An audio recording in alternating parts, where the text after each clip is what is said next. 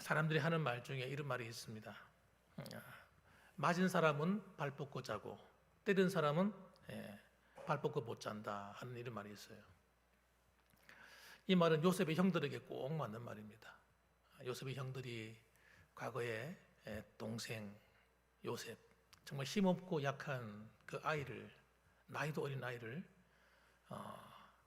정말 죽이려고 했던 그런 계획들, 그리고 그 죽이려고 하다가 나중에는 노예로 팔아버렸던 그런 사건들, 이건 보통 사건이 아니거든. 사실요, 한 사람의 인생을 완전히 망치는 그런 사건이었습니다. 그들의 죄가 여러분 절대 작지 않습니다.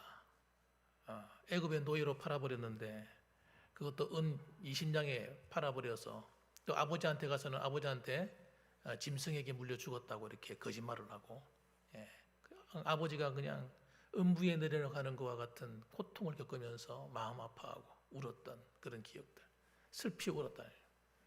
몇 날 며칠 밥을 먹지 못하고 아마 그랬을 겁니다. 그런 사람들이 용서가 되겠습니까? 이건 아마 저 같으면 용서가 안 됐을 것 같아요. 아마 가슴 속에 아마 절대 잊혀지지 않았을 거예요. 그 상처가 두고 생각났을 거예요. 노예로 팔려가서 고생을 할 때마다 누구 생각이 났겠어요? 이 나쁜 형님들. 어떻게 형들이 그럴 수가 있어? 한 아버지의 피를 나누고 땅에 태어났는데 어떻게 동생을, 힘없는 동생을 노예로 팔아버릴 수가 있어? 그럼 노예 생활이라는 게 만만한 거 아니지 않습니까, 여러분? 직장 생활하는 것도 힘든데 노예로 팔려간 그 인생은요 정말 비참한 겁니다. 사람 취급 못 받는 거예요. 거기서 살아남기 위해서 요셉이 얼마나 발버둥 쳤겠습니까? 어린 나이에. 사람들 눈치 보면서 살아남으려고요 아마 몸부림쳤을 거예요.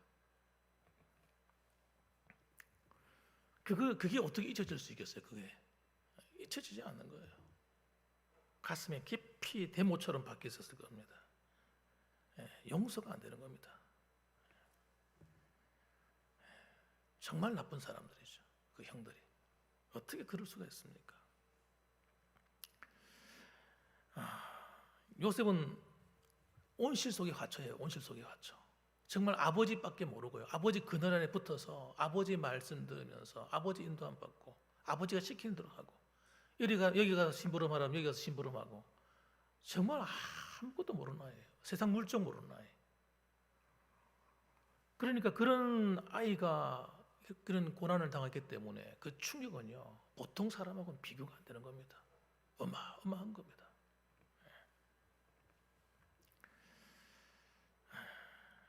저는 아마 성경에 나와 있지 않지만 요셉이 많이 울었을 거라 생각합니다. 울었을 거예요.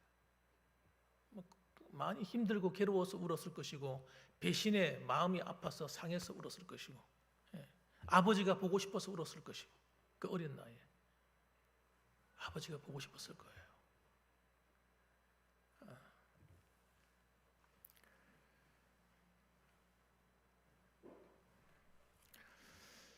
여러분, 요셉이 형들을 그냥 두어야 되겠습니까? 아니면 혼쭐을 내야 되겠습니까?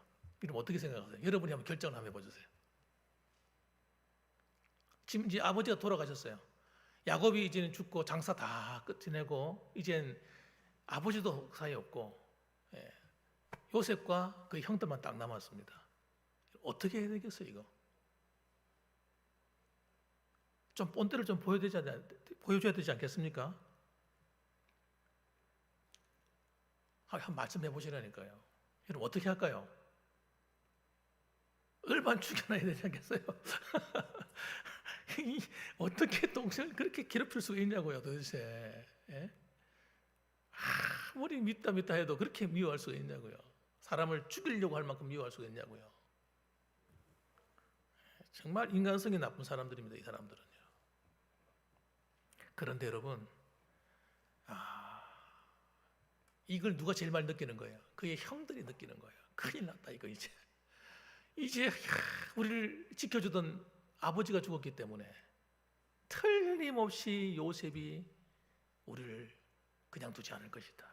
이게 마음에 그냥 와닿는 거예요. 피부 깊숙이 와닿는 거예요. 왜? 자기들 같으면 어떻게 했겠어요? 죽여도 100번은 죽였을 거예요. 내 생각에는. 그런 거예요. 자기들이 생각하기에는요, 요셉이 가만히 있지 않을 것 같은 거예요, 반드시. 그래서 찾아와서 하는 이야기가, 형, 우리는 당신의 종입니다. 무릎을 딱 꿇고 그 앞에 엎드리는 거예요. 과거에 아버지가 하는 말이, 아버지가 우리를, 요셉이 당신이 우리를 용서해 주길, 그렇게 유언으로 남긴 말씀도 있으니 한번 봐달라고. 그리고 그 앞에서 싹싹 비는 겁니다, 여러분. 근데 요셉은요, 이미 끝났어요. 놀라운 사실은 요셉은요, 그 안에 형들을 향한 미움이 없는 거예요. 미움이 없어요. 충격적인 겁니다. 19절 말씀 보십시오. 요셉이 뭐라고 얘기하는가 보세요. 요셉이 그들에게 이르되 두려워하지 마소서, 내가 하나님을 대신하리이까. 우리 같이 한번 읽어봅시다. 시작. 요셉이 그들에게 이르되 두려워하지 마소서, 내가 하나님을 대신하리이까. 아멘. 여러분, 요셉이 어떤 사람입니까? 하나님 중심의 사람입니다. 하나님 말씀 앞에 무릎을 탁 꿇는 사람이에요. 여러분, 미운 감정이 없을 리가 없습니다. 요셉이 왜 안 믿겠습니까, 형들이? 그런데 요셉이 이미 그 형들을 테스트 하면서 그가 하나님 앞에서 그 마음을 다 정리한 거예요, 벌써. 내가 여러분 테스트할 때 하나만 걸려라. 제 생각입니다. 하나만 걸려라, 하나만 걸려. 그러면 내가 용서치 않으리라. 이런 마음도 아마 있었을 것 같아. 그런데 한 번, 두 번, 세 번 테스트하고 시험하는 가운데 형들이 변화가 된 걸 느끼고, 그리고 그도 마음을 돌이킨 것 같습니다. 어떻게 돌이켰을까요? 자신의 의지와 감정으로는 절대 할 수 없는 거예요. 하나님을 바라보고 용서한 거예요. 하나님 때문에 용서한 거예요, 여러분. 요셉이 왜 훌륭한 신앙의 위인입니까? 자기의 감정대로, 자기의 의지대로 하는 것이 아니라 하나님을 생각하고 하는 거예요. 오늘도 보세요. 뭐라고 있습니까? 내가 하나님을 대신하리이까. 이렇게 하는 거예요. 아마 저와 여러분들 같았으면요, 벌써 난리 났을 거예요. 여러분이 요셉이었다 그러면 지금까지 오지도 않았을 거예요. 처음 만났을 때 잡아가지고 그냥 족쳤을 겁니다. 고문도 하고 그냥 감옥에 가두거나 죽이거나 이랬을 거예요. 여러분, 그 배신감과 그 모멸감과 그 고통, 여러분 잊을 수가 없는 거예요. 여러분 사람이라고 하는 건 그 당한 그 배신의 아픔은요, 견딜 수 없는 거예요.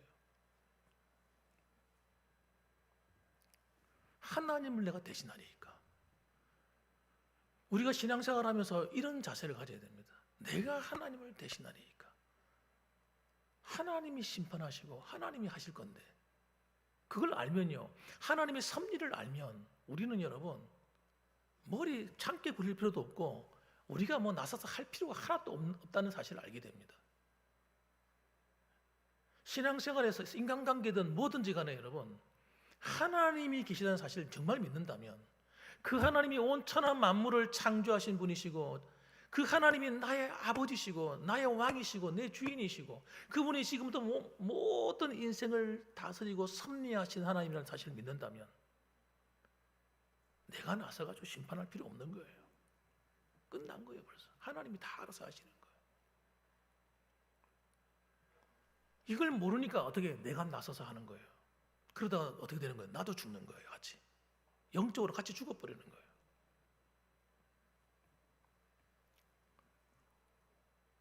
여러분, 남을 미워하면요, 남을 미워하거나 저주하게 되면요, 나부터 죽는다는 거 알아야 돼요. 나부터. 내가 괴로워 죽습니다. 그 사람을 볼 때마다 미워 죽고요, 그 사람 볼 때마다 마음이 상하고요, 심장이 가만히 못 있어요. 뛰어가지고 떨리는 거예요. 내 육신이 여러분 발동되기 때문에 내가 어떻게 하려고 하는 마음이 확 들어오기 때문에 여러분 견딜 수 없는 이 미움을 이길 수가 없게 됩니다. 그래서 가인이 여러분 넘어진 거예요. 더 큰 실수를 하게 된 겁니다. 가인이 동생을 죽이는 데까지 간 겁니다.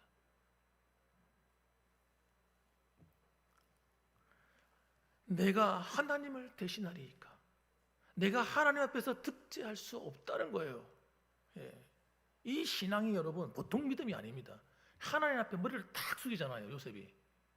그래서 요셉이 사는 겁니다. 요셉이 복을 받는 거예요. 장자의 복을 받는 거예요. 그래서 이게 그릇이 크잖아요, 벌써. 말씀 위에 딱 서 있지 않습니까? 하나님 말씀 위에. 하나님을 두려워할 줄 알잖아요. 이게 신앙이거든요. 이게 믿음이거든요.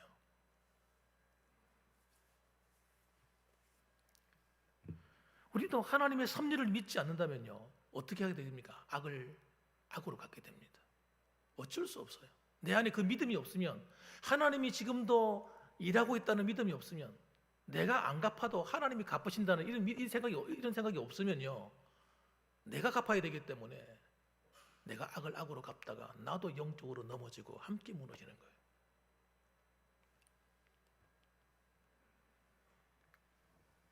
우리는 여러분 악을 악으로 갚으면 안 됩니다. 그래서 죽기 때문에 영적으로 죽임을 당하는 거예요. 하나님한테 함께 심판을 받습니다. 아셔야 됩니다. 함께 예를 들어서 함께 다투고 싸우면요, 함께 하나님 앞에 얻어맞아요. 하나님 앞에. 내가 잘했는 누가 잘했는 하나도 소용없어요. 하나님 앞에서는. 하나님이 해야 될 일을 내가 나서 하기 때문에 그런 일이 벌어지는 겁니다. 20절 말씀 보면 이 요셉은요, 하나님의 섭리를 믿었습니다. 당신들은 나를 해하려 하였으나 하나님은 그것을 선으로 바꾸셨다.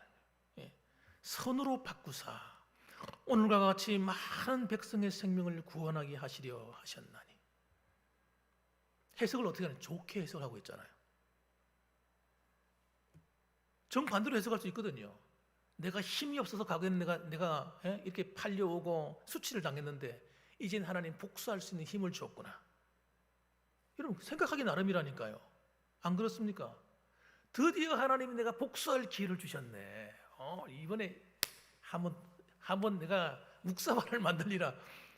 얼마든지 그럴 수 있단 말이에요. 지금 요셉의 입장에서는 생각하는 거예요. 생각. 이 생각이 여러분 굉장히 중요한 거예요. 하나님이 뜻대로 생각하는 거냐, 내 편리에 맞게 생각하는 거냐 이거예요. 성경이 뭐라고 말하고 있느냐에 따라서 우리 해석이 달라져야 됩니다. 우리는 내 감정이나 내 생각대로 해석하는 것이 아니라 따라합시다. 하나님 말씀대로 해석을 해야 돼요. 그래야 내가 살아요. 내가 이겨요. 내가 승리합니다. 당신은 나를 해하려 나를 죽이려 했지만 오히려 하나님은 그걸 선으로 바꿔가지고 우리 가족을 살리고 많은 나라를 살리고 백성들의 생명을 살리는 데에 내가 사용받았다. 너무 감사하다. 오히려 정반대로 해석하는 거예요. 그러니까 용서가 되는 겁니다.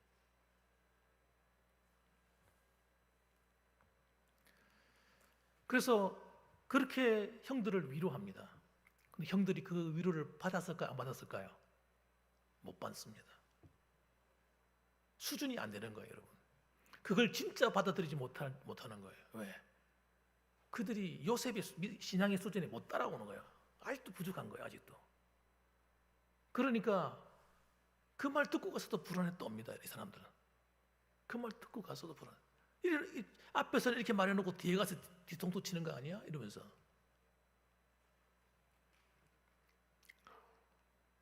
그럼 신앙의 수준이 안 되면요, 참 곤란한 거예요. 곤란한 거예요. 오늘도 오전에 제가 기적에 대한 말씀을 드렸는데, 우리가 생각할 때 주여 믿습니다, 주여 그럼 기도하면 기적이 일어난다고 생각해요. 그거는요 한 25% 정도 맞다고 말씀드릴 수가 있어요.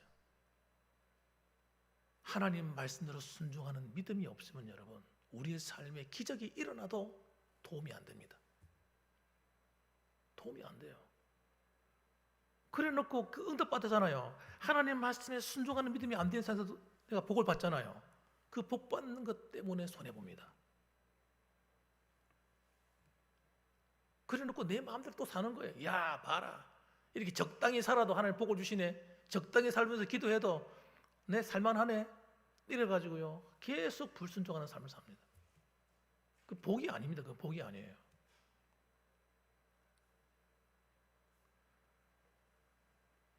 믿음 충만하셔야 됩니다. 믿음 충만이 뭐냐면요, 사람들은 자꾸 이상한 은사 생각하는 거예요. 은사, 무슨 신비한 거 이런 거.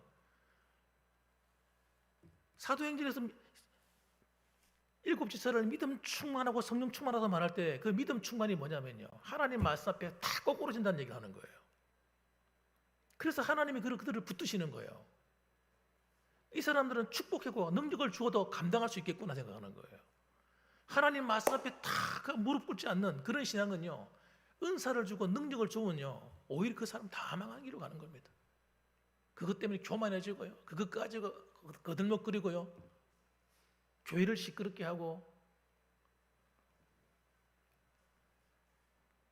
자기가 기도하신다고 큰 소리 치고, 은근하게 자기를 자랑하고, 그러다 그 영혼이 망하는 거예요, 그 사람. 그래서 반드시 믿음 충만해야 되는 거예요. 그 믿음 충만이 뭐냐? 하나님 말씀 앞에 다 머리 숙이는 이 겸손입니다. 내 죄가 깨달아지면 즉시 회개하는 거예요. 회개가 안 되는 신앙은요 위험한 신앙. 그 혈기가 가득해요. 회개하지 않는 사람은요 안 보나 똑같습니다. 무슨 일이 딱 사건 벌어지면 안에 혈기부터 올라옵니다. 내 감정이 막 끌고 오르는 거예요. 육신이 막 올라와요. 치고 올라와요. 하나님 말씀에 굴복이 안 되기 때문에 그런 겁니다. 이게 이렇게 훈련된 거예요. 그 사람은. 은혜 받은 거 아무 소용 없습니다, 여러분. 과거에 은혜 받은 거 어쩌라고요, 그거 가지고. 어디서 먹겠습니까, 과거에 은혜 받은 거. 지금이 안 그런데. 저와 여러분은 하나님 앞에 가는 날까지 지금 좋아야 돼요. 지금이 내가 하나님 앞에 바르게 서 있는, 말씀 앞에 딱 살아있는 신앙이 되셔야 됩니다.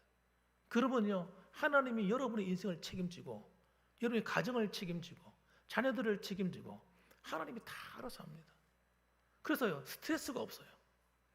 진짜 하나님 말씀이 딱 붙잡아 사는 사람은요 스트레스가 없다니까요. 마음의 평강이 그냥 물밀듯이 오기 때문에. 그렇지 않으니까 문제예요. 모든 게 스트레스인 거예요. 사람을 만나도 스트레스고, 무슨 일을 해도 스트레스고, 마음이 안 편하고, 속상하고, 막 짜증이 나고 막.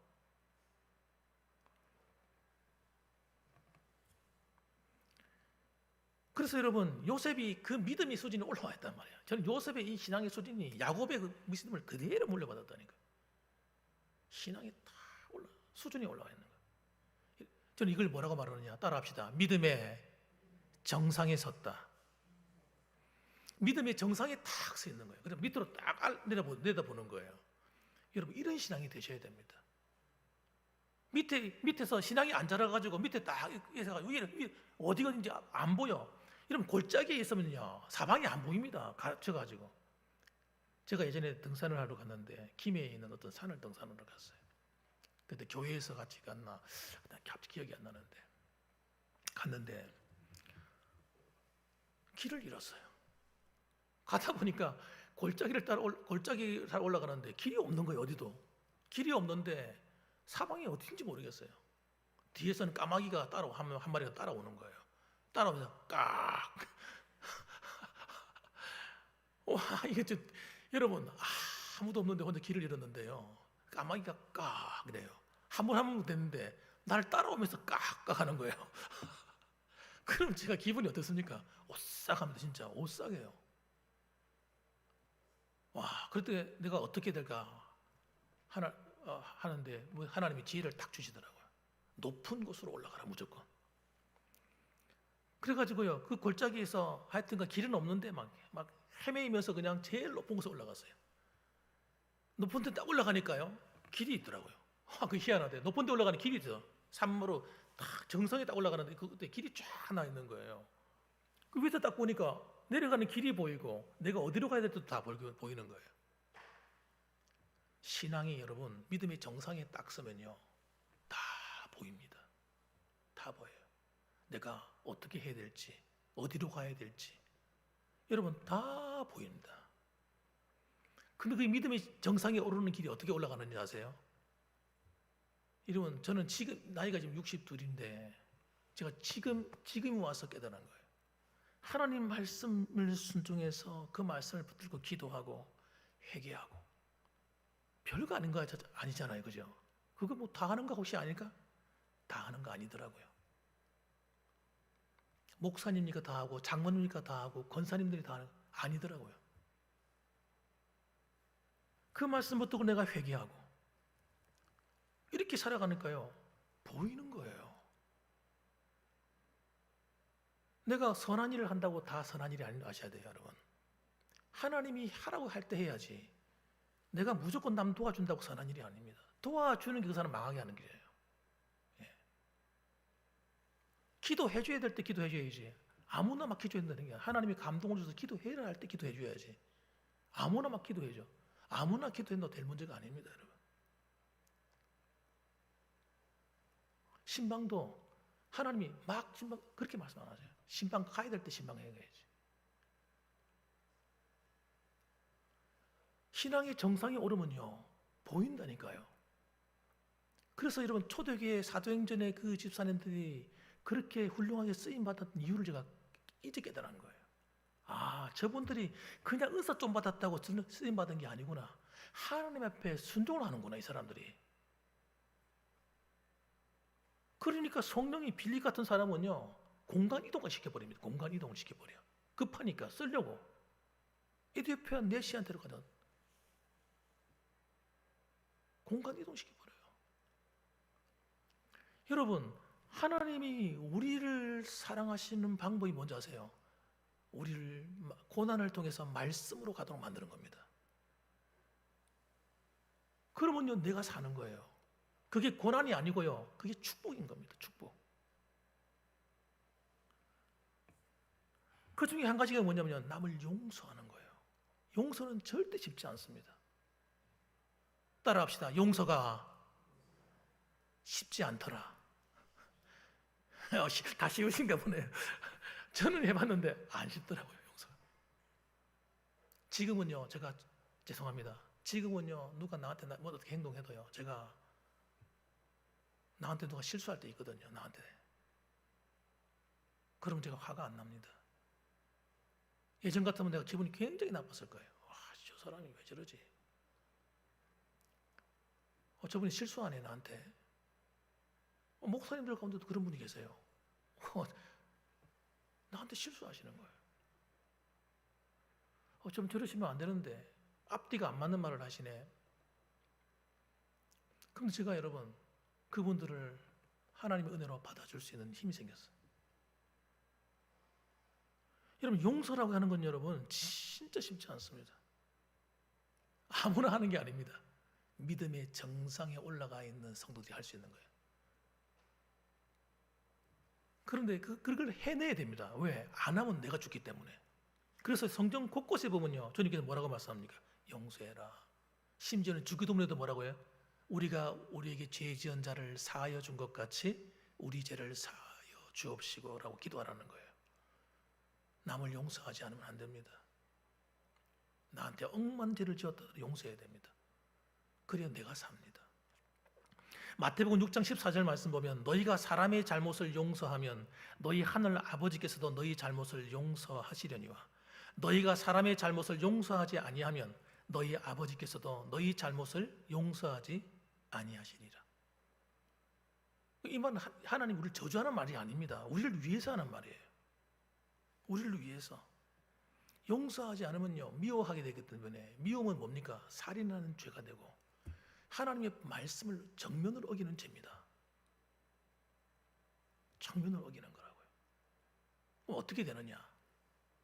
살인하는 겁니다. 살인하는 죄. 살인하는 죄는 살인으로서 갚는 거예요. 목숨으로 갚는 거예요. 엄청난 죄인 거예요. 우리는 그걸 아주 가볍게 생각하는 거예요. 난 용서 못해. 보통 사람들이 그렇게 말합니다. 용서 못해 이랍니다. 저도 그렇게 생각했습니다. 예전에 용서 못해. 용서는 안 하고 그냥 모른 척하고 피해 다니는 거예요. 그냥 잊어버리고 그냥 대충 넘어가는 거지 용서는 안 하는 거예요. 그게 하나님이 기뻐하지 않는. 그래서 하나님이 은혜가 다 끊어진다니까요. 여러분. 은혜가 탁 멈춰버려요. 기도해도 은혜가 안 되고 설교를 들어도 은혜가 안 되고 은혜가 안 됩니다. 여러분. 이게 영적인 문제이기 때문에.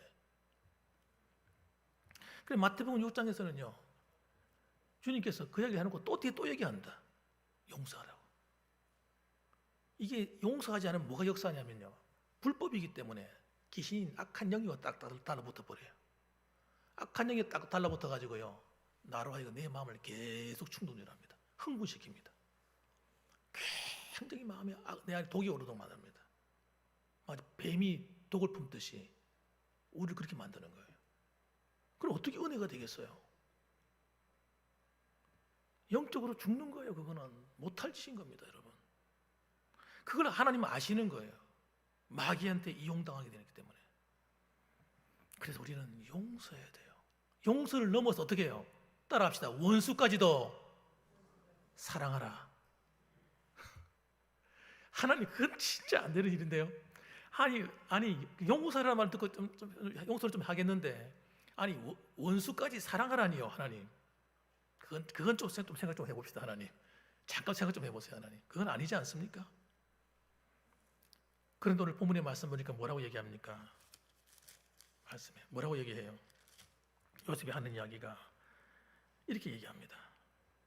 21절 말씀. 당신들은 두려워하지 마소서. 내가 당신들과 당신들의 자녀를 기르리이다 하고 그들을 간곡한 말로 위로하였더라. 걱정하지 마세요. 저는 복수하지 않을 거고 형들을 해롭히지 않을 겁니다. 그리고 형들의 낳은 자손들을 내가 잘 기르겠습니다. 이렇게 얘기하는 거예요. 그리고 더 나가서 어떻게 해요? 간곡한 말로. 그래도 믿지 않으니까 형들이 안 믿는 거예요. 두려워가 떨떨 떨고 있는 거예요. 그래가 그 말 들으면서도 그냥 하는 말이겠지 싶어가 두려워 떨고 있는 거예요. 그러니까 간곡한 말로 다 이러는 거예요.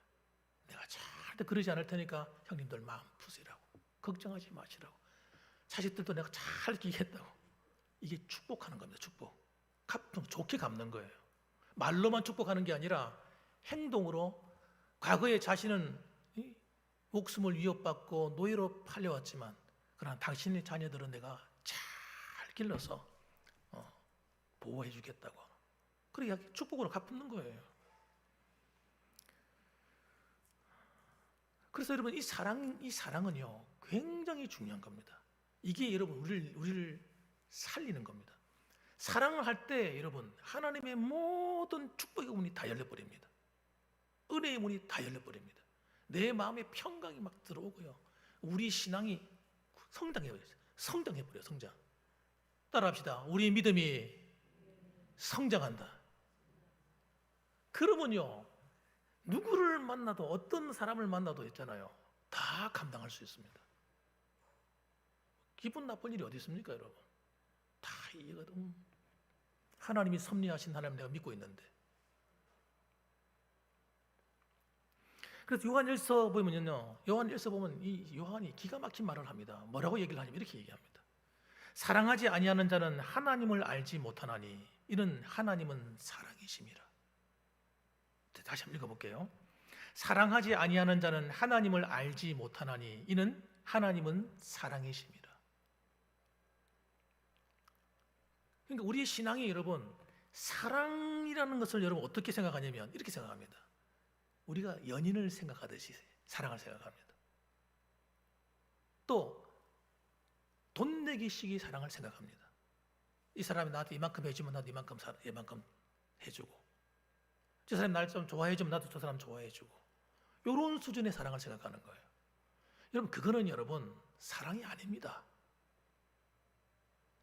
사랑이 아니에요. 그게 무슨 사랑입니까? 자기 유익을 위해서 하는 거지. 사랑은 여러분, 성경에서 말하는 사랑은요, 십자가의 사랑이에요. 하나님의 사랑이에요. 희생해 주는 거예요. 내가 죽어주는 거예요. 진짜 사랑은. 그래서 부모의 사랑이 위대한 게 뭡니까? 하나님의 사랑을 닮았잖아요. 그 자식들을 위해서 죽어준단 말이에요. 희생한단 말이에요. 진짜 부모의 사랑은 위대하거든요. 하나님의 사랑을 닮아가지고 희생을 하기 때문에. 근데 하나님은 우리에게 하는 이야기가 사랑을 그렇게 하라는 거예요. 우리 자식을 사랑하듯이 미운 그 사람을 그렇게 사랑해 주라는 거예요. 말도 안 되는 하나님 도대체 뭐라겠어요? 못하지요. 내가 하려 해서는 되지 않는 문제입니다. 순종해야 성령이 나를 도와주시는 거예요. 순종하지 않으면 내가 못 견디는 거예요. 영적으로 가는 거예요. 함을 가는 거예요. 그래서 사랑하지 않는 사람은 진짜 하나님 모르는 겁니다. 복음을 모르는 거예요. 복음을. 오늘날 한국 교회가요, 사랑이 뭔지 모릅니다, 여러분. 교회 안에 말로는 하나님 사랑 이렇게 말하는데 사랑을 모릅니다.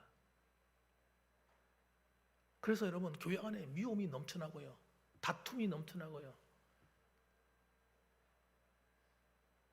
마음이 늘 불편하고요, 기분이 언짢고요, 주의 일을 하면서도 기분이 언짢은 거예요. 그 언짢은 이유가 왜 그런지 아십니까, 여러분? 사랑이 없어서 그런 겁니다. 사랑이 없으니까 좋게 안 보이는 거예요. 모든 게 삐딱하게 보이는 거예요. 그러니까 우리 신앙이 죽는 겁니다, 여러분. 다시 말씀드리지만 사탄이 와가지고 계속 얘기하는 거야. 맞지? 내가 말이 맞지? 내가 말이 맞지? 계속 기분 나쁘게 만들어서 우리로 하여금 하나님의 은혜에서 이르지 못하도록, 은혜에 이르지 못하도록 만드는 거예요. 그렇게 살다가 하면요, 비참합니다. 내 인생이 비참한 거예요. 여러분, 그렇게 그걸 믿음으로 생각하고 살면요, 하나님께 받을 상이 하나도 없는 거예요. 그건 자기 혈과육으로 한 거기 때문에. 우리는 여러분, 십자가가 말하는 사랑을 가야 돼요.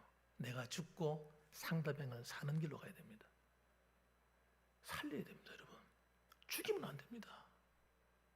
칼부면 안 됩니다, 여러분. 살려야지. 따라합시다. 나는 죽고 주님이 사시고 교회가 살고 성도가 살고, 할렐루야.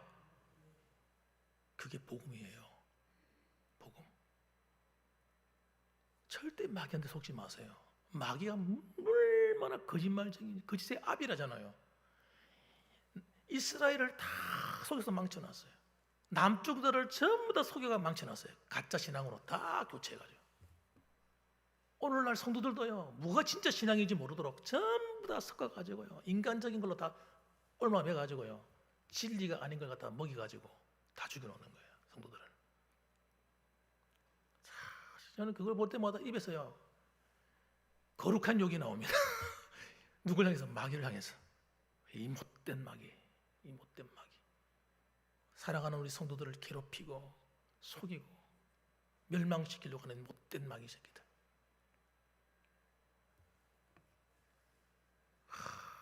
저는 어떨 때는 그 생각하면 분통 터지는 거예요. 어떻게 이 못된 것들이 이런 짓을 하고 있을까? 우리는 진리에서 떠나면 안 됩니다.